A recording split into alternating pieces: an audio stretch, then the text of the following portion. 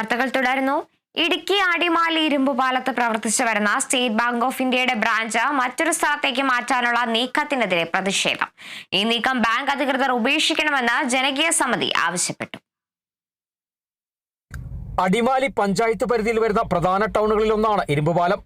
ഇരുമ്പുപാലം ടൗണിൽ ഏറെ വർഷങ്ങളായി പ്രവർത്തിച്ചു വരുന്ന സ്റ്റേറ്റ് ബാങ്ക് ഓഫ് ഇന്ത്യയുടെ ബ്രാഞ്ച് നിലവിൽ പ്രവർത്തിക്കുന്നിടത്തു നിന്നും മറ്റൊരിടത്തേക്ക് മാറ്റാൻ നീക്കം നടക്കുന്നുവെന്നും അങ്ങനെ വന്നാൽ അത് ഇടപാടുകാർക്ക് വലിയ പ്രായോഗിക ബുദ്ധിമുട്ടിന് ഇടവരുത്തുമെന്നാണ് ജനകീയ സമിതിയുടെ ആരോപണം.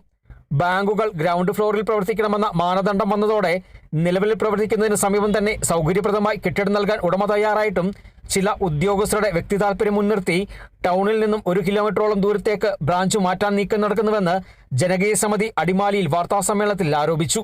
ഇരുമ്പുപാലത്തെ സംബന്ധിച്ചിടത്തോളം ആ ടൗണിന്റെ കച്ചവടക്കാരടക്കം ഇരുമ്പുപാലത്തെ സമീപ പ്രദേശങ്ങളിൽ താമസിക്കുന്ന എല്ലാ ജനവിഭാഗങ്ങൾക്കും വലിയ ബുദ്ധിമുട്ടുണ്ടാക്കുന്ന ഒരു കാര്യമാണ്. ജനങ്ങളുടെ താല്പര്യങ്ങൾക്കും അവരുടെ ക്ഷേമത്തിനും വേണ്ടി പ്രവർത്തിക്കേണ്ട നാഷണലൈസ്ഡ് ബാങ്ക് സ്വകാര്യ താല്പര്യങ്ങൾക്ക് വേണ്ടി ഇങ്ങനെ മാറ്റിക്കൊണ്ടു പോകുന്ന നിലപാട്, അതിന് ഉദ്യോഗസ്ഥന്മാർ കൂട്ടുനിൽക്കുന്ന ഈ നിലപാടിനോട് ഞങ്ങൾക്ക് യോജിപ്പില്ല. അതുകൊണ്ടാണ് ഞങ്ങൾ ഇരുമ്പുപാലത്ത് സർവകക്ഷി അടിസ്ഥാനത്തിൽ എല്ലാവരും യോഗം ചേരുകയും ഇതിനെതിരെ ശക്തമായ ഒരു പ്രതിഷേധം ഉയർത്തുന്ന സാഹചര്യമാണ് നിലവിലുള്ളത്.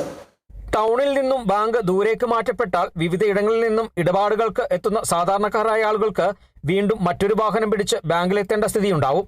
ഇത് സമയനഷ്ടത്തിനൊപ്പം സാമ്പത്തിക നഷ്ടത്തിനും കാരണമാകും. മുൻപ് ടൗൺ വികസനത്തിന് കരുത്തായി നിന്ന ബാങ്ക് ഓഫീസ് ടൗണിൽ നിന്ന് മാറ്റപ്പെട്ടാൽ വ്യാപാരത്തെയും വികസനത്തെയും അത് പ്രതികൂലമായി ബാധിക്കും.